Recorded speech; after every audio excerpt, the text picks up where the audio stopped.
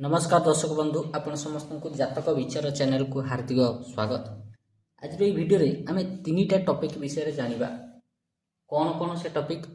गोटाए topic होउची कि जातक रे आमे ग्रहंकर बलाबल केमती निर्णय करिबा। द्वितीय होउची भावर बल केमती आमे निर्णय करिबा आउ को ग्रह आत्मकारक आउ अमात्य कारक सेटा केमिति आमे जानि परिबा। तबे वीडियोटी को आज संपूर्ण देखंतु, बहुत भल भल जिनस आपनको एथिरे जानिया को मिलिबो। दर्शक बंधु देखंतु, हमकु जदि केतेबेले भी कोनोसी लोकर कुंडली बाहर करिवार अछि तबे गोटे सॉफ्टवेयर अछि ता ना होउची एस्ट्रो सेज। ये हला गोटे एप्लिकेशन जोटा कि आपको प्ले स्टोर रे मिल जिवो एस्ट्रो सेज। यही एप्लिकेशन टाको आपण यूज करी जे कौन सी लोकर कुंडली को बाहर करि परिबे। जेतेबेले कहार कुंडली ऑनलाइन सॉफ्टवेयर रे पकेकरी बाहर करा जाए सेतेबेले कोन करा जाए चारिटा डिटेल्स दरकार हुए। कौन कौन ये हला से चारिटा डिटेल्स। गोटे होची ना, गोटे होची डेट ऑफ बर्थ, गोटे हला बार्थ टाइम आ गोटे होची बार्थ प्लेस अर्थात नाम, जन्म तारीख, जन्म समय, जन्म स्थान। तीनटा जिनस दरकार, चारिटा जिनस दरकार होबो। मु उदाहरण पाइका मो ना नै जेची साहिल, डेट ऑफ बर्थ पड़ी कौन 2 फेब्रुआरी 2026 आजिर। मोटे उदाहरण पाई एटा नैची आपनको देखिया पाई। टाइम जन्म समय 10:20 AM, प्लेस जन्म स्थान होची भुवनेश्वर BBSR। तबे ए एस्ट्रो सेज रे जेतेबेले एई तक डिटेल्स आपण पकेइबे आपनको एई भलिया गोटाई चार्ट खोलिकी आसीबो। से चार्ट रे एठी जो 1 लेखा आइची एटा हला प्रथम घर। एठी 1 लेखा आइची बोली जे एटा प्रथम घर ता नुहे। जे कोन से एप्लिकेशन खोलिबो एटा ही प्रथम घर हबो। तेण कि एठी 1 लेखा आइ पारे, 2 लेखा आइ पारे, 5 लेखा आइ पारे, जहा भी हो लेखा आइ पारे। एई घर ही होउची लग्न घर, मेन घर। एटा मेष लग्न रो कुंडली। मेष लग्न रो कुंडली हेला बेलकु यार लग्न अधिपति हे जिवे मंगल।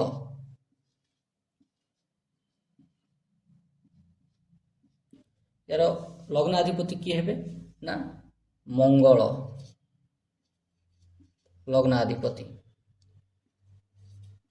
मंगल बसिले को जगह रे 10म स्थान रे। 10म स्थान रे को राशि पड़ुची 10 नंबर राशि। 10 नंबर अर्थात मकर राशि। मकर राशि रे मन रखिथेबे मंगल सबले उच्चस्थ। ठीक यार अपोजिट पळे आसंतु एपटकू। एठी 4 नंबर लिखा आइची अर्थात कर्कट राशि। जेतेबेले मंगल एठी कर्कट राशि रे बसंती सेतेबेले मंगल ही जांती नीचस्थ। नीचस्थ मंगल भल फल दियंती नाही, किंतु उच्चस्थ मंगल भल फल दियंती। Concept clear? अच्छा, एठी हमें कंडीशन देखुचे कौन मंगल, सूर्य, शुक्र, बुध 4 जन ग्रह एकत्र होइकरी गोटाई स्थान रे बसचंती। मन रखिथेबे मेष लग्न पाइका मारक ग्रह होउछंती सर्वाधिक मारक ग्रह हेले बुध। सर्वाधिक मारक ग्रह आउ किए तापरे मारक ग्रह हेले शनि। तापर मारक ग्रह हेले शुक्र। ये 3टा ग्रह हेले मंगल कर जो मेष लग्न पई मारक। मारक काहाकू कहा जाए जो ग्रह भीषण पीड़ा दिए। किंतु मारक ग्रह जो सब बेले पीड़ा दियंती तार कोनोसी ग्यारंटी नहीं। काहेकि मु एमिति भी चार्ट देखिछि जो चार्ट रे जोग कारक ग्रह झाटिया फल दउछंती आउ मारक ग्रह भल फल दउछंती।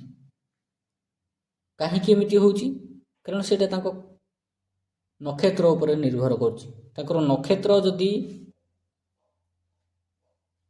क्रूर ग्रहंकर अधीन रे जाउची ताहले क्रूर ग्रह सेठी भल फल देबे आ भल ग्रह सेठी खराब फल देबे। आ जदि तांकर नक्षत्रटा जन्म नक्षत्रटा देवतुल्य नक्षत्र रे जाउची सेठी क्रूर ग्रह मारक भलिया अशुभ फल देबे। Concept clear.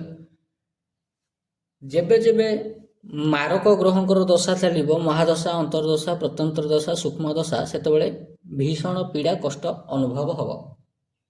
गोटे कनसेप्ट ये मन रखिथे मंगल बुध को निजर शत्रु बोली मानती किंतु बुध केबे भी मंगल को निजर शत्रु बोली मानती नहीं। यह प्रथम थियोरी। मंगल बुध को शत्रु मानती किंतु शत्रु रूप से बुध ग्रहण करती नहीं मंगल को, कारण बुध हेले समय ग्रह, मंगल हेले ग्रहंकर सेनापति। या पाखे सबुले शक्ति थाए, तेणु मंगल चाहती अन्य मानकु निज अधीन रखापी निजर कमांड हिसाब से चलैयापी, कि से सब बेले हो पारे ना। तेज छाड़ दियो, मंगल हेले स्वयं होउछंती भगवान शिवंकर पुत्र तथा माता भूदेवींकर पुत्र। अधिकांश आपण देखिए जो मानकर कुंडली रे कन्या लग्न थव नचेते मिथुन लग्न थव, एठी कौन हुए मंगल मारक हो जाती मिथुन लग्न और कन्या लग्न रे। आउ इंटरेस्टिंग कथा, काठ जोड़ी होकरी अच्छी क्या सह ना प्रकृति सह। प्रकृतिर मूल आधार ग्रह हेले किए बुध, कारण बुध हेले वृक्षंकर अधिपति वनस्पतिंकर अधिपति। कन्या लग्न आ मिथुन लग्न व्यक्ति जितेबाला खट पलंक शोइब ता देह खराब हम, किंतु जदि से कन्या लग्न मिथुन लग्न व्यक्ति भूमि उपरे मशीना बिछेकरी सौप बिछेकरी शोइब ता देह सुस्थ रहिबो। कहीं मंगल हेले कन्या लग्न मिथुन लग्न रे प्रथम कथा है मारक। अच्छा, तमें जिते भूमि रे शोइल भूमि सह जड़ित होकरी रहिल, भूदेवी रक्षा कले। भूदेवी जिते रक्षा कले भूदेवी पुत्र होउछंती मंगल, सेठी मंगल पड़गले शांत, तेणु मंगल से विशेष क्षयक्षति कले ना, जेहेतु आपण भूमातांकर शरण पशिले। किंतु जितेबाला आपण काठ पलंक शोइले सेतेबाला बुधंकर अपमान करदेले, कहीं बुध प्रकृति सह जड़ित। तेणु जितेबाला आपण बुधंकर जिनसटा को अपमान करदेले से आपणकर लग्नाधिपति से आपन को बंचेबे ना। जोठी लग्नाधिपति बंचेबा कथा सेठी से बंचेबे ना। तेणु कन्या लग्न और मिथुन लग्न व्यक्ति सबुबले चेष्टा करबा उचित जे भूमि उपरे जेते शोइबे तांकर देह सेते सुस्थ रहिबो। आ जेते जेते से खट पलंक गद्दी उपरे शोइबे तांकर हाड़ संबंधी रोग बाहरिबो, रक्त विकार रोग बाहरिबो, कुंडेई हबो देह हाथ, मुंड सबुले टेंशन होइकरी रहिबो, भारी भारी होइकरी रहिबो, गोड़ हाथ जमी टक टाक होइकरी फुटिला भाया लगे, पिठी आंठू गंठी सब बिंधा हम दरज हम ये हम। ये आप लिखिकी रखि नि जो मानकर भी मंगलंकर अपोजिट राशि अर्थात कन्या राशि मिथुन राशि।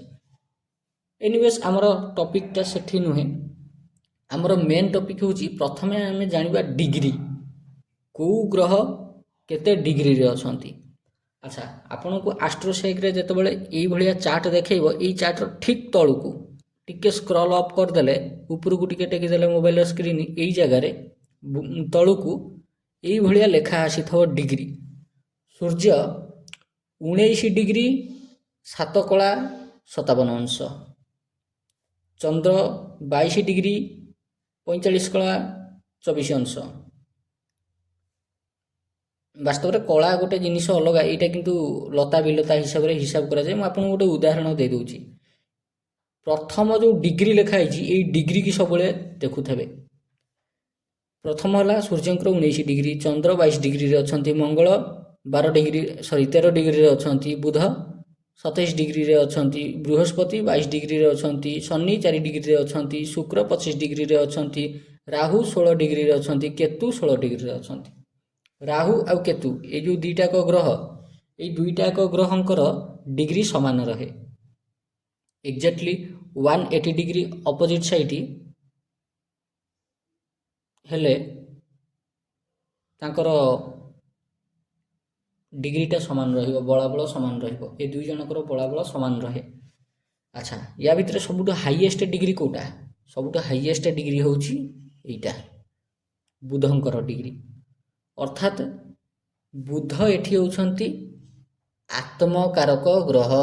କ'ଣ? ଆତ୍ମକାରକ ଗ୍ରହ।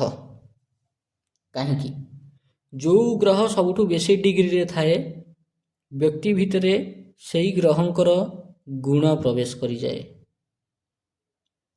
ଏ ଲୋକର ଲଗ୍ନାଧିପତି ସିନା ମଙ୍ଗଳ, କିନ୍ତୁ ୟାର ଗୁଣ ସବୁ ବୁଧଙ୍କ ଭଳିଆ ହେବ।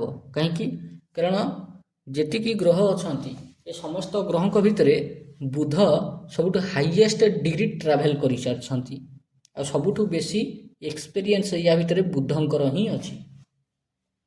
ତେଣୁ ଯାହା ବୁଧଙ୍କର ଏକ୍ସପେରିଏନ୍ସ ଅଛି ସେ ଏକ୍ସପେରିଏନ୍ସଟା ଏ ମଣିଷ ପାଖକୁ ଆସିଗଲା, ଆସିଯିବ।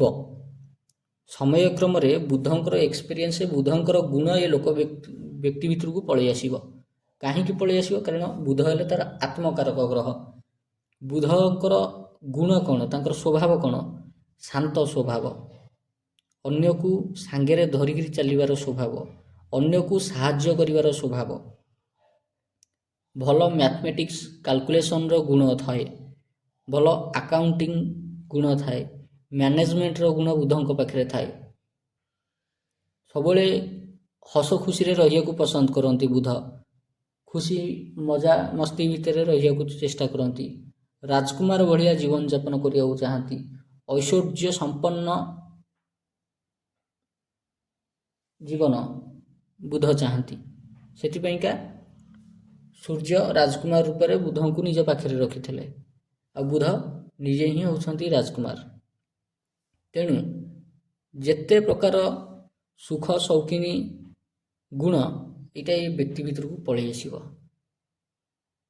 ଇଏ ହେଲା ଆତ୍ମକାରକ ଗ୍ରହର ପ୍ରଭାବ। ଆଚ୍ଛା, ନେକ୍ସଟ ଡିଗ୍ରୀରେ କିଏ ଅଛି? ଟିକେ କମ୍ରେ ଅଛନ୍ତି। ଦେଖନ୍ତୁ ଏଠି ଶୁକ୍ର କେତିକି? 25 ଡିଗ୍ରୀରେ ଅଛନ୍ତି। ଇଏ 27 ଡିଗ୍ରୀ, ଇଏ ହେଲେ 25 ଡିଗ୍ରୀ। ଶୁକ୍ର ଯେତେବେଳେ 25 ଡିଗ୍ରୀରେ ଅଛନ୍ତି, ଶୁକ୍ର ହେଇଯିବେ ଏଠି ଅମାତ୍ୟକାରକ ଗ୍ରହ।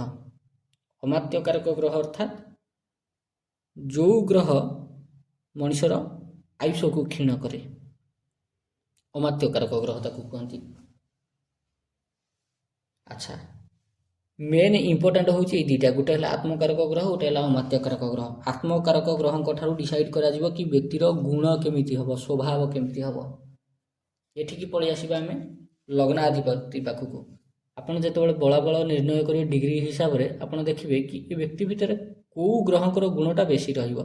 କ'ଣ ବୁଧଙ୍କର ଗୁଣ ବେଶୀ ରହିବ ନା ମଙ୍ଗଳଙ୍କ ଗୁଣ ରହିବ ବେଶୀ? କାହିଁକି?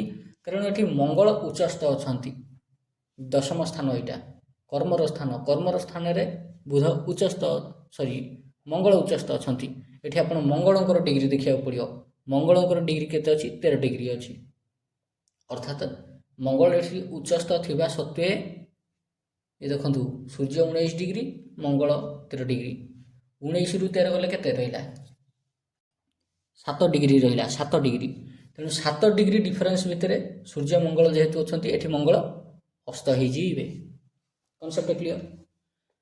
ତେଣୁ ମଙ୍ଗଳଙ୍କର ଏଠି ବଳ କମିଗଲା, ଅର୍ଥାତ୍ ବୁଧଙ୍କର ଗୁଣଟା ଏ ବ୍ୟକ୍ତି ଉପରେ ବେଶୀ ହାବି ହେବ। ଇଏ ଗଲା ଗୋଟେ କନସେପ୍ଟ। ଆମେ ଡିଗ୍ରୀ ଦେଖିଥିଲେ। ଡିଗ୍ରୀରେ ସବୁଠୁ ଇମ୍ପୋର୍ଟାଣ୍ଟ ହେଉଛି ଆତ୍ମକାରକ ଗ୍ରହ ଆଉ ଅମାତ୍ୟକାରକ ଗ୍ରହ। ଏଇ ଦୁଇଟାକୁ ଛାଡ଼ିଦେବା, ଏ ଦୁଇଟା ଆପଣ ଜାଣିସାରିଲେଣି। ନେକ୍ସଟ ପଳେଇ ଆସିବା ଷଡ଼ବଳ ଉପରକୁ। କେଉଁ ଗ୍ରହଙ୍କର ବଳ କେତେ ଅଛି? ସର୍ବାଧିକ କେଉଁ ଗ୍ରହ ଏ କୁଣ୍ଡଳୀରେ ବଳି ଅଛନ୍ତି? ଏଠି ଦେଖନ୍ତୁ ସୂର୍ଯ୍ୟ 1 ନମ୍ବର ବଳରେ ଅଛନ୍ତି, ଚନ୍ଦ୍ର 3 ନମ୍ବର ବଳରେ ଅଛନ୍ତି, ମଙ୍ଗଳ 5 ନମ୍ବର ବଳରେ ଅଛନ୍ତି, ବୁଧ 6 ନମ୍ବର ବଳରେ ଅଛନ୍ତି। ବଳ ଯେତେବେଳେ ଦେଖାଯାଏ ସେତେବେଳେ 7ଟା ଗ୍ରହଙ୍କର ବଳ ଦେଖାଯାଏ। ରାହୁ କେତୁଙ୍କୁ ବାଦ ଦେଇ ଦିଆଯାଏ। ରାହୁ ଆଉ କେତୁଙ୍କର ବଳକୁ ସେତେବେଳେ ଦେଖାଯାଏ ନାହିଁ। ସୂର୍ଯ୍ୟଠାରୁ ନେଇକିନା ଶନି ପର୍ଯ୍ୟନ୍ତ ଯେଉଁ ଗ୍ରହ ଅଛନ୍ତି ସେମାନଙ୍କର ବଳ ଦେଖାଯାଏ।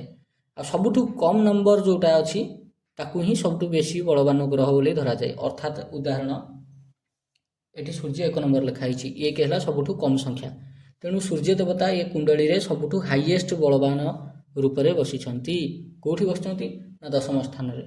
ନିଜର ମିତ୍ର ଗ୍ରହ ମଙ୍ଗଳଙ୍କ ସାଙ୍ଗରେ, ପୁଣି ନିଜର ମିତ୍ର ଗ୍ରହ ବୁଧଙ୍କ ସାଙ୍ଗରେ। ତେଣୁ ସବୁଠୁ ହାଇଏଷ୍ଟ ପାୱାରଫୁଲ୍ ହେଇଗଲେ ଏଠି ସୂର୍ଯ୍ୟ ଦେବତା।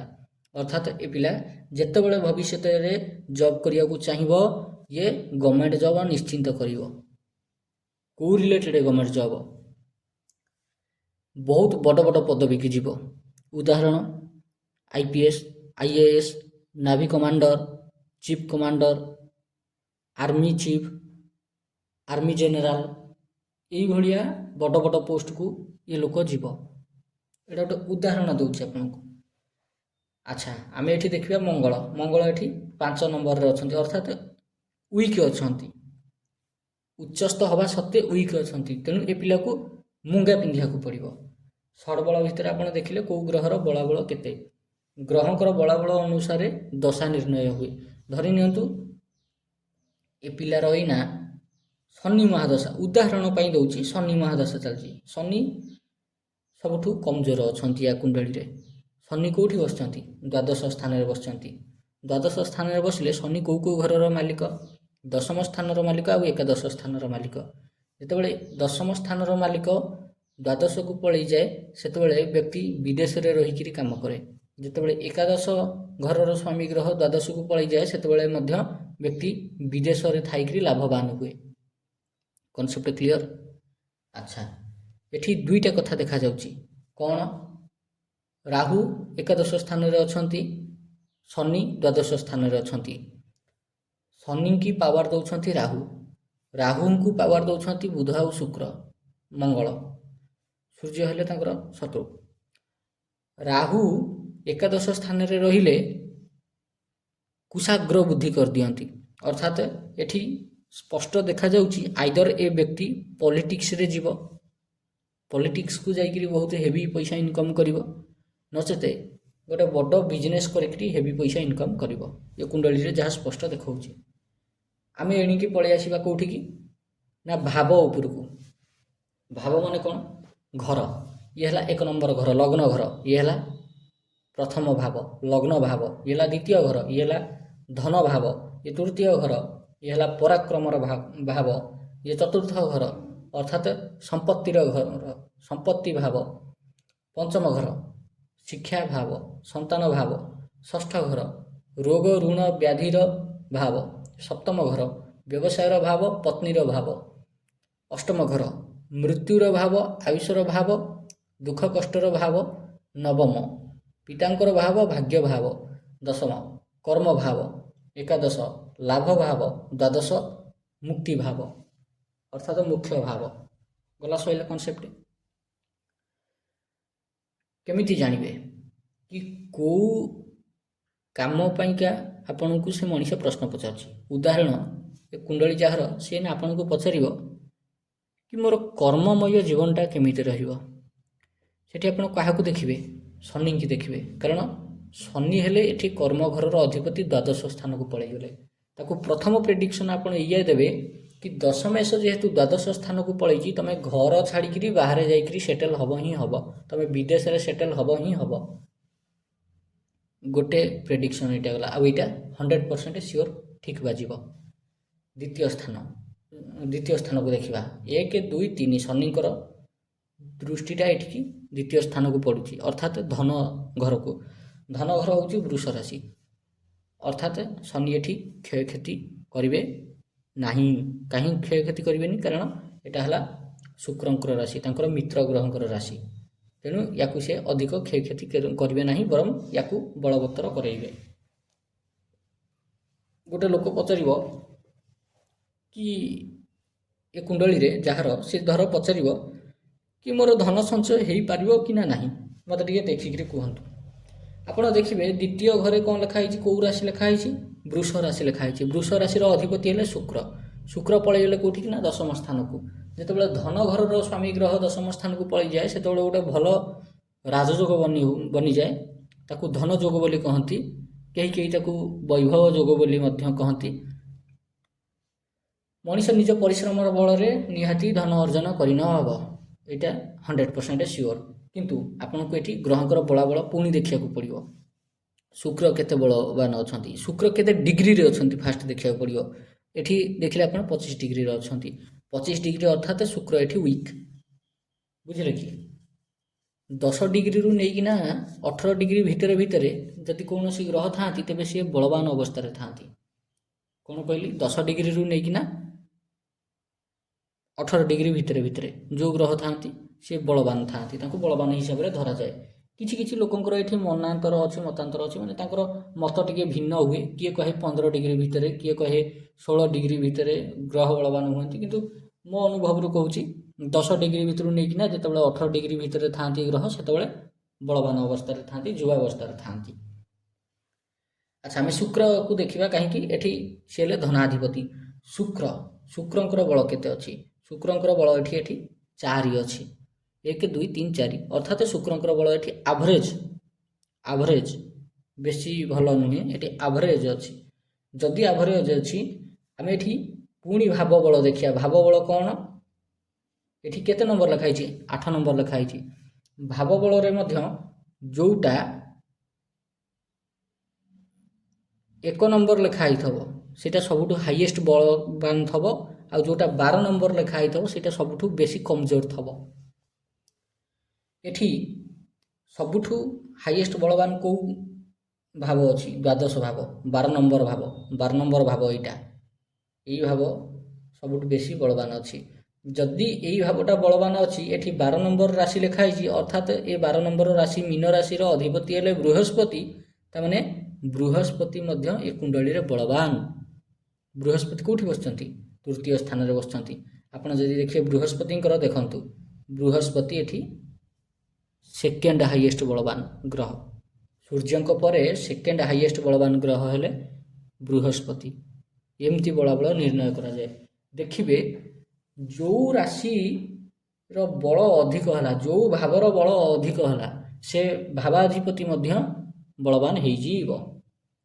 कनसेप्ट क्लियर एठी आमे धन घर को चिंता करथले धरि नियंतु धन घर रो स्वामी ग्रह जो शुक्रंकर बल एठी अछि केते 4 एवरेज तांकर भाव बल अछि केते 8 तांकर आ गोटे भाव अछि कोन सप्तम भाव मध्ये 6 भाव तेनु एते बेसी भलो नाही जेहेतु बेसी भलो नाही तो आपण प्रेडिक्शन दे परिबे कि आपण बेसी रु बेसी लक्षपति हो पारे ताठू बेसी ऊपर को जापरें ना 5-7 लक्ष पर्यंत रखिला बेलू आपण काठिकर पाठ से ही आपणकर मन मरी जाइथबो रखिला बेलू देह मुंड पीड़ा हो जाइथबो सेतिकी रखिला बेलू पूरा कहि परिबे आपण तांकू आउ सेया ही हबो धरि नियना गोटे लोक कहबो कि मते भूमि भवन वाहन मिलिबो ना नाही भूमि भवन वाहन रो घर कोटा चतुर्थ घर चंद्रंकर राशि कर्कट राशि रे चंद्र निजे बसचंती अर्थात चंद्र स्वगृही होइकरी बसचंती प्रथमे देखिबा चंद्र केते डिग्री रे अछंती एठी देखिले आमे चंद्र 22 डिग्री रे अछंती अर्थात चंद्र कमजोर अछंती आमे पळे आसीबा एठी की ग्रह बल उपरे चंद्रमांकर पावर केते ना 3 नंबर पावर सबुठ हाईएस्ट पावर होछंती पावरफुल होछंती सूर्य देवता तापर बृहस्पति सेकेंड पावरफुल देवता तापर चंद्र हेले थर्ड पावरफुल देवता अर्थात एटी गोटे पॉइंट आपण चंद्र को दे परिबे कि हां चंद्र एठी किछि ना किछि निहाती भूमि भवन वाहन दे पारिबे तापर पळे आसीबे कोन चतुर्थ भावर बल केते अछि चतुर्थ भावर बलटा 4 नंबर अछि अर्थात भलो अछि प्रथम प्लस पॉइंट होछि चंद्र स्वगृह रे बसिले ये हला प्रथम पॉइंट जोटा कि चंद्र एठी भूमि भवन वाहन दबारे समर्थ द्वितीय पॉइंट होछि चंद्र एठी डिग्री वाइज टिके कमजोर अछंती किंतु भाव बल अर्थात भाव बल जेहेतु 4 नंबर अछि भलो अछि तनु एठी आ गोटे पॉइंट आपण दे परिबे प्लस जेहेतु चंद्रमांकर पावर मध्य थर्ड पावरफुल घर चंद्र थर्ड पावरफुल ग्रह एठी तनु तांको आ गोटे मध्य पावर पॉइंट दे परिबे अर्थात एठी कन्फर्म ए लोक को भूमि भवन वाहन निश्चय मिलिबो 100% ग्यारंटी मिलिबो काहे कि मिलिबो चंद्र एठी बसिले चंद्रंक उपरे सूर्यंकर दृष्टि डायरेक्ट रहिला एठी पूर्णिमा नामक राजयोग सृष्टि हेयला मंगलंकर एठी उच्च अछंती मंगलंकर दृष्टि एठी पड़िला चंद्रंक उपरକୁ एठी ଲକ୍ଷ୍ମୀ ନାରାୟଣ ରାଜଯୋଗ ସୃଷ୍ଟି ହେଇଗଲା। ଶୁକ୍ରଙ୍କର ଦୃଷ୍ଟି ଚନ୍ଦ୍ରଙ୍କ ଉପରୁ ପଡ଼ିଲା, ବୁଧଙ୍କର ଦୃଷ୍ଟି ମଧ୍ୟ ଚନ୍ଦ୍ରଙ୍କ ଉପରୁ ପଡ଼ିଲା। ବୁଧ ଶୁକ୍ର ଚନ୍ଦ୍ରଙ୍କର, ଅବଶ୍ୟ ବୁଧ ଚନ୍ଦ୍ରଙ୍କର ଏଗେନଷ୍ଟ ପାର୍ଟି, କିନ୍ତୁ ଶୁକ୍ର ନୁହନ୍ତି, କାରଣ ଶୁକ୍ରଙ୍କ ପାଖରେ ଅମୃତ ଅଛି, ଚନ୍ଦ୍ରଙ୍କ ପାଖରେ ଅମୃତ ଅଛି, ଚନ୍ଦ୍ରଙ୍କ ପାଖରେ ଅମୃତ ଅଛି, ଶୁକ୍ରଙ୍କ ପାଖରେ ମୃତ ସଞ୍ଜୀବନୀ ଅଛି। ଚନ୍ଦ୍ର 16 କଳା, ଶୁକ୍ର ପୂର୍ଣ୍ଣ କଳା, ଅର୍ଥାତ୍ ଶୁକ୍ର କେବେ ଅମାବାସ୍ୟାକୁ ଯାଆନ୍ତି ନାହିଁ। ଶୁକ୍ର ନିଜେ ହେଉଛନ୍ତି ଗୁରୁ, ଚନ୍ଦ୍ର ହେଲେ ଦେବତା। ତେଣୁ ଭୂମି ଭବନ ବାହନ ନିଶ୍ଚିତ ମିଳିବ। ଆଚ୍ଛା, ଆଉ ଗୋଟେ ଲୋକ କହିବ କି ତାର ରୋଗଟା ଭଲ ହେଉନାହିଁ, କେମିତି କ'ଣ ଭଲ ହେବ? ରୋଗର ଘର କେଉଁଟା? ଷଷ୍ଠ ସ୍ଥାନ। ଷଷ୍ଠ ସ୍ଥାନରେ କେଉଁ ରାଶି ପଡ଼ୁଛି? କନ୍ୟା ରାଶି। ଇଏ ହେଲା କନ୍ୟା ରାଶିର ଅଧିପତି ବୁଧ। ବୁଧ ବସିଲେ କେଉଁଠି? ନା ଦଶମ ସ୍ଥାନରେ। ଅର୍ଥାତ୍ ଇଏ ତା କର୍ମ କ୍ଷେତ୍ରରେ କିଛି ଗୋଟେ ଏମିତି ଭୁଲ କାମ କରିବ ଯେଉଁ ପାପର ପ୍ରାୟଶ୍ଚିତ ସ୍ୱରୂପ ତାକୁ ଗୋଟେ ଭୀଷଣ ଗମ୍ଭୀର ରୋଗ ମିଳିବ। କେଉଁ ଭଳିଆ ରୋଗ ମିଳିବ? ଏଠି ମଙ୍ଗଳ ଉଚ୍ଚସ୍ଥ ଅଛନ୍ତି, ସୂର୍ଯ୍ୟ ମଧ୍ୟ ଅଛନ୍ତି, ଶୁକ୍ର ଅଛନ୍ତି, ବୁଧ ଅଛନ୍ତି। ତେଣୁ ଇଏ ଯେତେବେଳେ କାମ କରିବ ଫିଜିକାଲ ୱାର୍କଆଉଟ୍ ୟାର ବହୁତ ହେଭି ହେବ। ତ ସେଇ ଫିଜିକାଲ ୱାର୍କଆଉଟ୍ ଭିତରେ କିଛି ଗୋଟେ ସମୟ ଏମିତି ଆସିବ ଯେତେବେଳେ ୟାର କୌଣସି ପ୍ରକାର ଗୋଟେ ଶିର ମୋଡ଼ି ହେଇଯିବ କିମ୍ବା କୌଣସି ଗୋଟେ ହେଭି ଜିନିଷ ୟା ଉପରେ ପଡ଼ିଯିବ, ଯାହାଦ୍ୱାରା ୟାର ହାଡ଼ ଭାଙ୍ଗିଯିବ, ନର୍ଭସ ସିଷ୍ଟମ ଡ୍ୟାମେଜ ହେଇଯିବ, ବ୍ରେନ୍ ହାମରେଜ ହେଇପାରେ, ବ୍ରେନ୍ ଷ୍ଟ୍ରୋକ୍ ମାରିପାରେ। ବୁଝିପାରିଲେ? କାରଣ ବୁଧ ହେଲେ ନର୍ଭସ ସିଷ୍ଟମର କାରକ ଗ୍ରହ। ଆଉ ସେ ଲୋକର ନର୍ଭସଟା ଯେଉଁ ଶିରା ପ୍ରଶିରା ଦବିଯିବ। ଦବିଗଲା ମାତ୍ରେ କ'ଣ ହେବ ନା ସେ ଅଙ୍ଗ ଆଉ ତାର କାମ କରିବ ନାହିଁ, ସ୍ପଷ୍ଟ ଏଠି ଦେଖେଇବ। ଏ ଲୋକ ପଚାରିବ କି ଏ ଜିନିଷଟା ଭଲ କେମିତି ହେବ? ଯଦି ପ୍ରାରମ୍ଭିକ ସମୟର ରୋଗ, ଦାନ୍ତ ରୋଗ ଏ ଲୋକକୁ ବେଶୀ ଦେଖାଦେବ, ହାଡ଼ ସମ୍ବନ୍ଧୀୟ ରୋଗ ବେଶୀ ୟାକୁ ଦେଖାଦେବ, ଶିରା ପ୍ରଶିରା ସମ୍ବନ୍ଧୀୟ ରୋଗ ୟାକୁ ବେଶୀ ଦେଖାଦେବ, ମାନସିକ ରୋଗ ୟାକୁ ବେଶୀ ଦେଖାଦେବ। ଏ ଲୋକ ପଚାରିବେ ଯେତେବେଳେ କ'ଣ କରିବା, ସେତେବେଳେ କ'ଣ କହିବେ ଆପଣ? କ'ଣ ପ୍ରତିକ୍ରିୟା ୟାକୁ ଦେବେ? ପ୍ରଥମ କଥା ହେଉଛି ୟାର ଆତ୍ମକାରକ ଗ୍ରହ ହେଉଛନ୍ତି ବୁଧ। ବୁଧ ଦଶମ ସ୍ଥାନରେ ବସିଛନ୍ତି। ତେଣୁ ବୁଧ କେମିତି ବୁଦ୍ଧି ଲଗେଇକିରି କାମଟା କରିବେ ଏଇଟା ଜାଣିଛନ୍ତି ଭଲ ଭାବରେ। ବୁଧଙ୍କ ପାଇଁକା ଯାହା ଜିନିଷ ଆବଶ୍ୟକ, କ'ଣ କ'ଣ ଜିନିଷ ଆବଶ୍ୟକ? ସବୁତକ ଗ୍ରୀନ୍ କଲର୍ର। ଗ୍ରୀନ୍ କଲର୍ କ'ଣ? ପିଜୁଳି, ଗ୍ରୀନ୍ କଲର୍ର ବସ୍ତ୍ର, ଗ୍ରୀନ୍ କଲର୍ର ମଟର, ଯେତେକ ଜିନିଷ ଗ୍ରୀନ୍ କଲର୍ ଅଛି ଏ ଲୋକକୁ କହିବେ ବୁଧବାର ଦିନ ଦାନ ଦିଅ। ଦାନ ଦିଅ, ବୁଧବାରକୁ ବୁଧବାର ଦାନ ଦିଅ। ଯଦି ଡେଲି ଦେଇପାରିବ ଆହୁରି ଭଲ। 5 କିଲୋ 7 କିଲୋ ଲେଖାଏଁ ଦାନ ଦିଅ ପ୍ରତ୍ୟେକ ସପ୍ତାହରେ। ଦେଖିବେ ଧୀରେ ଧୀରେ ୟାର ଦେହ ସୁସ୍ଥ ହେଇଯିବ। ଏମିତି ଘରକୁ ଆକ୍ଟିଭେଟ୍ ଆଉ ଡିଆକ୍ଟିଭେଟ୍ କରାଯାଏ। ଧରିନିଅ ଗୋଟେ ଲୋକ କହିବ କି ଅଷ୍ଟମ ଘରଟାକୁ କେମିତି ଆକ୍ଟିଭେଟ୍ କରିବି? ଅଷ୍ଟମ ଘରେ କ'ଣ ପଡ଼ୁଛି? ମଙ୍ଗଳଙ୍କର ରାଶି। ତେଣୁ ମଙ୍ଗଳ ଏଠି ଯୋଗକାରକ ଗ୍ରହ କି ନା ନାହିଁ? ପ୍ରଥମ କଥା ହେଉଛି ମଙ୍ଗଳ ଏଠି ଲଗ୍ନାଧିପତି। ଯେହେତୁ ଲଗ୍ନାଧିପତି ତେଣୁ ସର୍ବାଧିକ ଶୁଭ ଗ୍ରହ ଏଠି ମଙ୍ଗଳ। ତେଣୁ ଆପଣ ୟାକୁ କହିଦେଇପାରିବେ କି ତୁମେ ମଙ୍ଗଳଙ୍କ ପାଇଁ ଗୋଟେ ମୁଙ୍ଗା ପିନ୍ଧି ଦିଅ, ମଙ୍ଗଳ ଆକ୍ଟିଭେଟ୍ ହେଇଯିବେ। ମଙ୍ଗଳ ଆକ୍ଟିଭେଟ୍ ହେଲା ମାନେ ଅଷ୍ଟମ ଘର ଆକ୍ଟିଭେଟ୍ ହେବ ଆଉ ଲଗ୍ନ ଘର ଆକ୍ଟିଭେଟ୍ ହେଇଯିବ। ଗଲା ସଇଲା। ଗୋଟେ ଲୋକ ଚାହିଁବ କି ଏଠି କୁଣ୍ଡଳୀରେ ତୃତୀୟ ସ୍ଥାନଟାକୁ ଡିଆକ୍ଟିଭେଟ୍ କରିବା ପାଇଁ ଆପଣଙ୍କୁ ଦେଖିବାକୁ ପଡ଼ିବ ତୃତୀୟ ଘରେ କେଉଁ ଗ୍ରହଙ୍କର ରାଶି ପଡ଼ୁଛି। ଏଠି 3 ନମ୍ବର ରାଶି ପଡ଼ୁଛି ମିଥୁନ ରାଶି। ମିଥୁନ ରାଶିର ଅଧିପତି ଗ୍ରହ ହେଲେ ବୁଧ। ତେଣୁ ବୁଧଙ୍କ ପାଇଁ ଦାନ ଦେବ। ଯେଉଁ ଘରକୁ ଡିଆକ୍ଟିଭେଟ୍ କରିବାର ଅଛି ସେ ଗ୍ରହଙ୍କର ରିଲେଟେଡ଼୍ ଦାନ ଦେବ। ଯେଉଁ ଘରକୁ ଆକ୍ଟିଭେଟ୍ କରିବାର ଅଛି ସେ ରିଲେଟେଡ଼୍ ଗ୍ରହଙ୍କର ରତ୍ନପତ୍ର ପିନ୍ଧିବ। ଇଏ ହେଲା କନସେପ୍ଟ। ଆଉ ଆଶା କରୁଛି ଆପଣମାନେ ଯେକୌଣସି ଲୋକର ଜାତକ ଦେଖିକି କୁଣ୍ଡଳୀକି ଦେଖିକି ଆନାଲିସିସ୍ କରିପାରିବେ କି ୟାର ଫ୍ୟୁଚରଟା କ'ଣ ହେବ, ଓଭରାଲି କ'ଣ ହେଇପାରିବ। ଗୋଟେ ଜେନେରାଲ ନଲେଜଟା ଆପଣଙ୍କୁ ପଳେଇ ଆସିବ ଏଇ ଭିଡ଼ିଓକୁ ଦେଖି ସାରିଲା ପରେ କି କେଉଁ ଘରେ କେତେ ବଳ ରହୁଛି, ସେ ଘରର ଶୁଭ ଫଳ ତାକୁ ମିଳିବ କି ନା ନାହିଁ।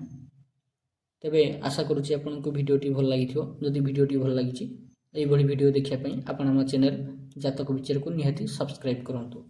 ଯଦି କାହାର ଜାତକ ଦେଖାଇବାର ଥାଏ ତେବେ ଏଇ ନମ୍ବରରେ ଆପଣ କଲ୍ କରିପାରିବେ। ଭିଡ଼ିଓଟିକୁ ଶେଷ ପର୍ଯ୍ୟନ୍ତ ଦେଖିଥିବାରୁ ବହୁତ ବହୁତ ଧନ୍ୟବାଦ।